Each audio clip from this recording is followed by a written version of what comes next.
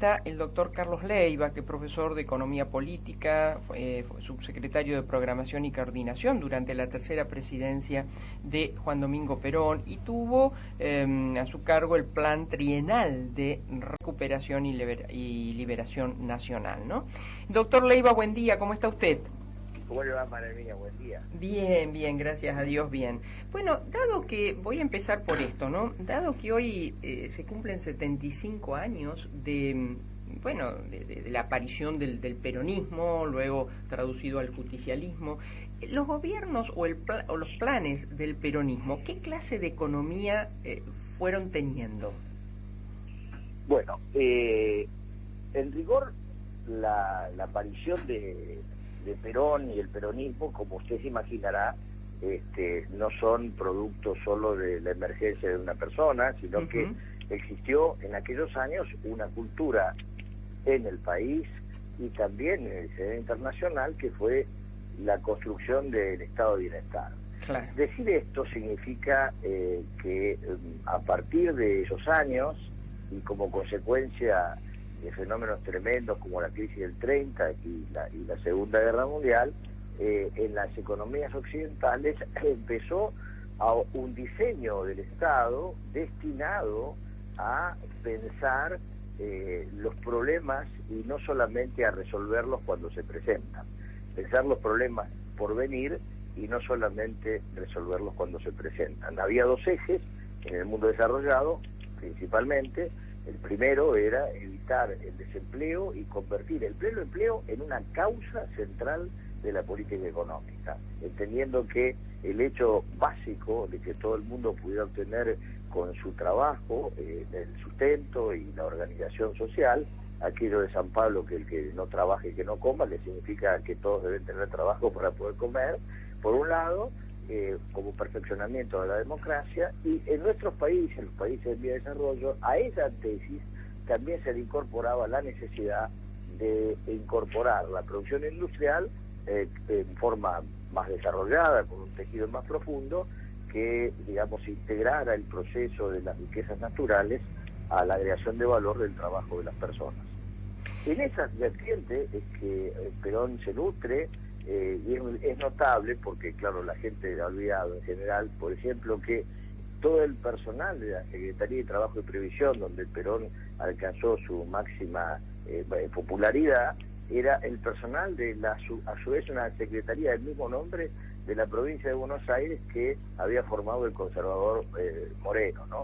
Manuel Moreno. Entonces, en rigor, digamos, las cosas no aparecen de golpe en la historia. Lo digo esto con la finalidad, ¿no?, de buscar un detalle, digamos, de la descripción anecdótica de la historia, sino para decir que es un fenómeno que obviamente Perón conduce y le da una energía que otro personaje seguramente no hubiera dado, sino que nos estábamos sentando en las ideas de la época. A partir de ahí, desde aquel momento, todos los gobiernos, principalmente el de Perón, y todos los que le sucedieron, gobernaron en función de el planeamiento. La idea de que, digamos, el gobierno está obligado a anunciar su camino, a pensar en largo plazo y a tratar de construirlo. Fíjese que todos conocemos que la vida democrática se legitima a partir del voto, y yo personalmente creo que además del voto, que obviamente en esos años posteriores a la caída de Perón, como usted sabe, se interrumpió la democracia durante 18 años porque el peronismo fue proscripto, pero todos los gobiernos aceptaron, de hecho, que la legitimación derivaba, en el ejercicio, derivaba de tener claro un plan de acción, que supiera a la sociedad y el propio gobierno y sus funcionarios y los ejecutores hacia dónde vamos. Pero esa estructura le permitió, fíjese qué paradoja, que cuando Perón vuelve en el año 72, le preguntan, famosa anécdota, sobre cómo son los partidos políticos en la Argentina, y él describe todos los partidos, y omite el peronismo. Entonces el periodista italiano le pregunta, ¿y el peronismo? Y él dice, no, lo que pasa es que peronistas son todos. Sí, ahí viene, sí. ¿Qué quiso decir Perón con eso? Porque eso es lo importante. No dice somos, dice son. Eso quiere decir que realmente todas esas banderas que él había desarrollado y que había sido hostigado, incluso derrotado por sostenerlas, finalmente la inmensa mayoría de los partidos políticos las han tomado como propias. Argentina navegó en el estado de bienestar hasta el año 1975, donde paradójicamente, casi de su propia costilla, que es el caso de la presidenta Isabel Martínez, la Argentina, bajo su gestión y la de Alfredo Gómez Morales, decidió abandonar el rumbo no solo que el peronismo había inaugurado, sino el que habían seguido todos los gobiernos posteriores, es decir, la planificación para el desarrollo, la industrialización y la valorización del trabajo. La Argentina clausuró todo un periodo a partir de ese momento siniestro llamado el Rodrigazo, del que nunca más se volvió a levantar, hasta la fecha. Y de ese periodo, como usted bien sabe, han pasado gobiernos que han vestido distintas camisetas, pero todos, objetivamente, han hecho todo lo contrario que lo que prescribió en aquel momento y en aquellos años Perón. Particularmente, la imagen más extraordinaria, no solamente la renuncia de los que ganan las elecciones a tener un partido que se llame el peronista justicialista, que son significativos, sino al hecho concreto, levantaron el tren, que no es que haya sido una obra de Perón, ¿no? Es una obra de la historia argentina. Me recuerdo el 12 de octubre de 1880, cuando el presidente Roca asume, lo que describe es la red ferroviaria que va a unir a San Juan, a Mendoza, a Tucumán, con el comercio del portuario argentino, diciendo que esa red ferroviaria, que luego Perón por supuesto la convierte en nacional, y mire qué lindo, lo llama a todos los trenes, que así los llamaban con los ingleses, Roca, Mitre, Sarmiento, Urquiza, San Martín y Belgrano. Perón es un hombre que reconoce la totalidad de la historia, nunca la negó, como las que construyeron la Argentina. Y bueno, el peronismo es el que levantó, el peronismo de Menem, no sé si será peronismo, pero era Menem, que el nombre del peronismo gobernaba, levantó el ferrocarril. Y quienes se hicieron cargo de las miserables rutas que quedaron también le cambiaron el nombre, lo cual es una metáfora maravillosa del abandono, ¿no? Así es. En fin, doctor, y hoy, ¿en dónde estamos? ¿La Argentina? Sí, con un gobierno que también es, bueno, representa al peronismo. Sí, bueno, creo que la descripción que hice del componente general lo toma, que claro. Aquellos ideales de la reconstrucción del tejido industrial, del estado de bienestar y la integración del territorio, obviamente porque se abandonaron por ideología o por incapacidad, la realidad es que no están presentes, ni siquiera están en el ánimo. Y eso me parece lo más grave, ¿no?, del asunto. Y en esta comparación que usted hace con el mundo, porque usted dijo, bueno, las banderas, cuando Perón dice peronistas son todos, o sea, hablaba no solamente de Argentina, usted dice, bueno, esas banderas fueron tomadas. Hoy, ¿el mundo qué banderas toma y nosotros las vemos pasar? Bueno, mire, sería medio pequeñón, pero fíjese usted, hay un discurso en el medio de esta pandemia, cuando se desencadena, que al menos para mí tiene un valor enorme por ser de uno de los líderes de la Europa occidental que le ha puesto más energía a la discusión profunda de la cuestión del desarrollo económico contemporáneo. La pandemia, paradójicamente, que es una cosa que se hace absolutamente global, pone en los nudos los grandes problemas de la globalización, claramente. El 13 de marzo este año, Macron hace un discurso referido a la pandemia, donde plantea que la deslocalización de las industrias francesas ha puesto de alguna manera de rodillas y dependiente a Francia, que en ese momento tenía que importar casi la totalidad de los bienes que se suponía podían protegernos de la misma. Y estoy hablando de cosas tan elementales como el barbijo o los guardapolvos, porque todo eso se había trasladado a producirse en China, en su primer momento con el afán de las empresas, entonces francesas o multinacionales, de radicarse en los lugares donde el trabajo fuere más barato. El beneficio individual de las empresas capitalistas había constituido la afectación muy profunda del crecimiento de los niveles de vida y de la soberanía farmacéutica, llamémoslo así, de los países que habían en su momento desarrollado también esas disciplinas. Y a partir de allí comienza un proceso de relocalización, le agradezco la pregunta porque justamente creo que el mes pasado Macron volvió a concretar nada más ni nada menos que el Consejo de, digamos, lo que sería el Consejo de Planificación en Francia, que se había abandonado hace unos pocos años, y retomó nuevamente la idea de la relocalización de industrias, hacer un planteo programático gubernamental destinado a volver a retornar a tener su trama industrial vencida por el proceso de globalización y de importación de bienes a bajo costo, que implica obviamente la existencia previa de bajos salarios o ventajas extraordinarias al capital que China ha dado. Usted recordará que China hace 20 años bajó la tasa de impuesto a las ganancias de las empresas extranjeras al 15%. Les recuerdo que en Argentina, si no hubiera inflación, sería el 35%, pero como una inflación, por un mecanismo que me costaría bastante explicárselo, pero que usted lo va a entender, en rigor es mucho más.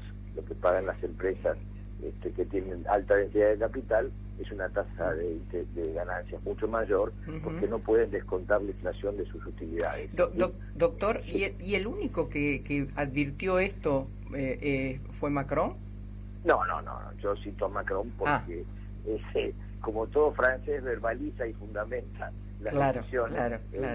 Y por otra parte, sí, Francia es uno de los países de Europa, junto con Italia también, que ha sufrido mucho el proceso de globalización. No así Alemania, Mire, la expresión es muy simple. Francia ha perdido casi 10 puntos del PBI, de Producto Industrial, en las últimas décadas, y Alemania prácticamente no ha perdido nada.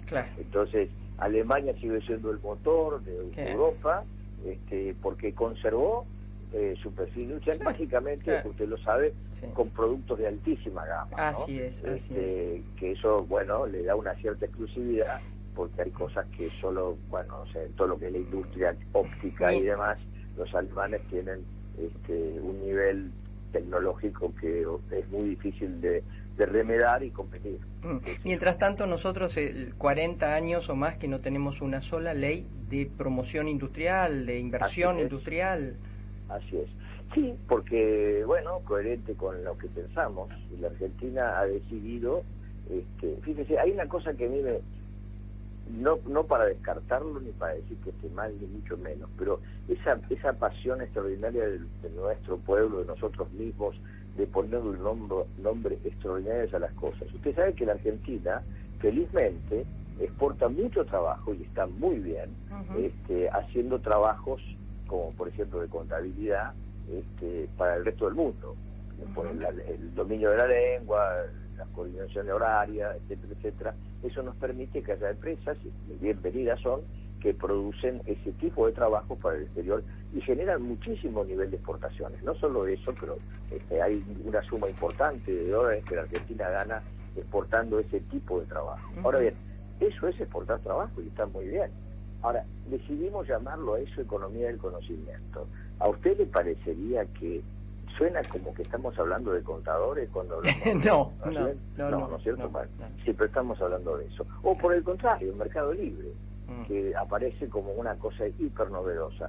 Usted, es muy joven, seguramente no lo sabe, pero la Argentina, cuando era muy niño, vendía ropa por catálogo. En las casas de Buenos Aires, Jaros y Gatti Chávez, vendían por catálogo en el interior del país, unos catálogos de papel sepia, iban y venían con una compañía que se llamaba Furor.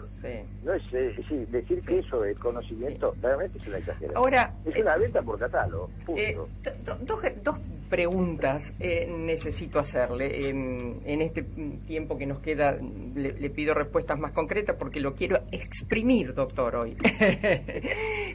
Primero, ¿la fuga de capitales es histórica o se ha dado a partir que dejamos la planificación? Y ahí al pie le pongo, ¿la pobreza nunca más será una enfermedad curada? O sea, ¿estamos destinados a que sea endémica? Bueno, dos cosas. Primero, me animo a pensar que seguramente sí, usted o sus papás.